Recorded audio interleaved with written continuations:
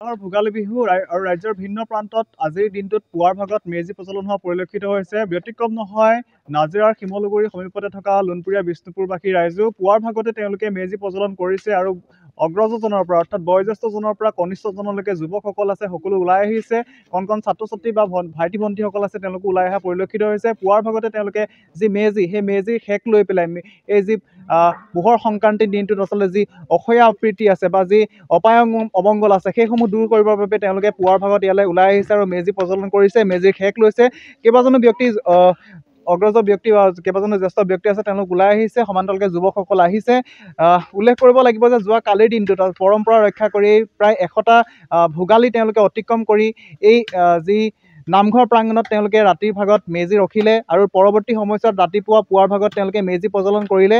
আৰু যি এটা কথা উল্লেখ কৰিব লাগিব যে মাঘৰ বিহু বুলি ক'লে যিহেতু ভোগালী, গতিকে এই ভোগালীৰ সময়ছোৱাত তেওঁলোকে ঘৰত যিদৰে গৃহিণীসকল ব্যস্ত হৈছে ঠিক সেইদৰে এই সামাজিক অনুষ্ঠানত নামঘৰ প্ৰাংগণত তেওঁলোকে যিহেতু উজনি অসম বুলি ক'লে কাঠৰ মেজি সজা হয়, গতিকে তেওঁলোকে কাঠৰ মেজি সাজিছে আৰু আজিৰ দিনটোত এই ৰাতি একেলগে ভোজ ভাত খোৱাৰ পৰৱৰ্তী সময়ছোৱাত আজিৰ দিনটোত তেওঁলোকে এই স্থানলৈ আহিছে, সামাজিকভাৱে নামঘৰ স্থানলৈ আহিছে আৰু মেজি প্ৰজ্বলন কৰিছে, একত্ৰিত হৈ পেলাই সেৱালৈ পৰিলক্ষিত হৈছে।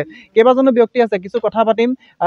যিহেতু ভোগালী বিহু, গতিকে কণ ছাত্ৰ ছাত্ৰীসকলকো বা নিজৰ শিশুসকলক সন্তানক লৈ অহা পৰিলক্ষিত হৈছে। কেমেৰা সতীৰ্থ যদি অকণমান আগবাঢ়ি আহে মোৰ সুবিধা হ'ব। এজন যুৱক আছে, মই কিছু কথা পাতিবলৈ চেষ্টা কৰিম। হেঁপাহৰ ভোগালী বিহু, ঘৰৰ ব্যস্ততাৰ মাজতে ওলাই আহিছে, পৰম্পৰা ৰক্ষা কৰিছে।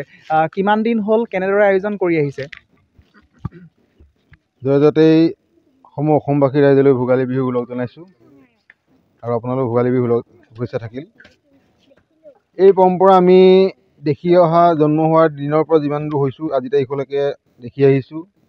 আমাৰ আজো ককা বা দেউতাহঁতৰ দিনৰ পৰা আমি এই পৰম্পৰা দেখিছোঁ। বিশেষকৈ এই বিষ্ণুপুৰ নামঘৰে আজি 100টি বৰ্ষত ভৰি দিছে, শতবৰ্ষ গৰকিছে আৰু আমি সেই প্ৰস্তুতিও ইতিমধ্যে আমি চলাবৰ বাবে আলোচনা কৰা হৈছে।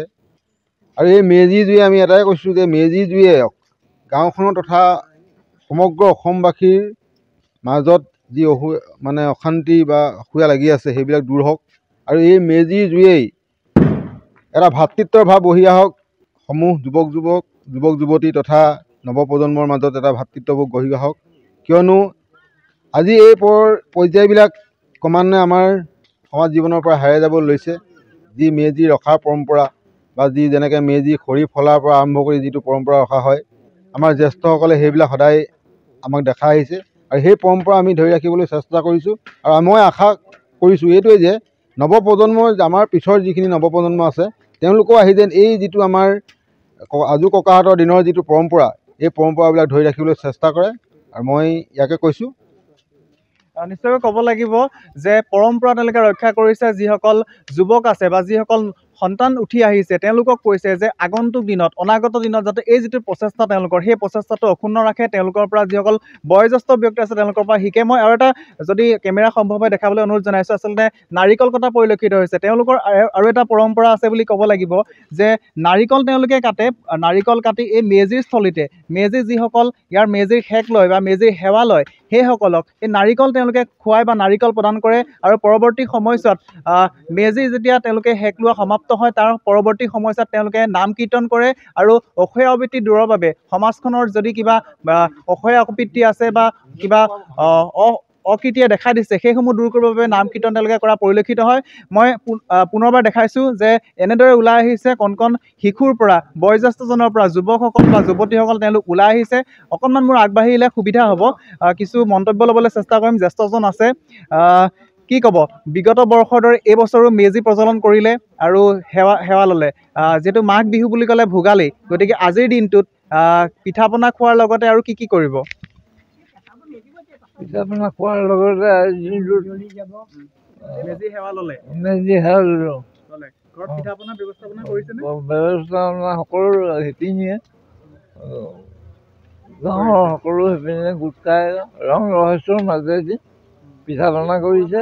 আৰু ভোগালী পিঠাই হৈছে ভোগালী ভোগৰ উৎসৱ, ভোগালী গতিকে পিঠা পনা কৰা হৈছে।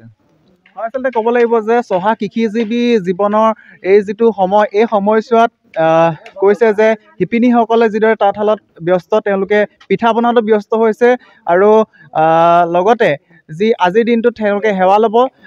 আৰু এটা কথা উল্লেখ কৰিব লাগিব যে তেওঁলোকে আৰু এটা পৰম্পৰা ধৰি ৰাখে বুলি ক'লেও ঠিক ভুল কোৱা নহ'ব।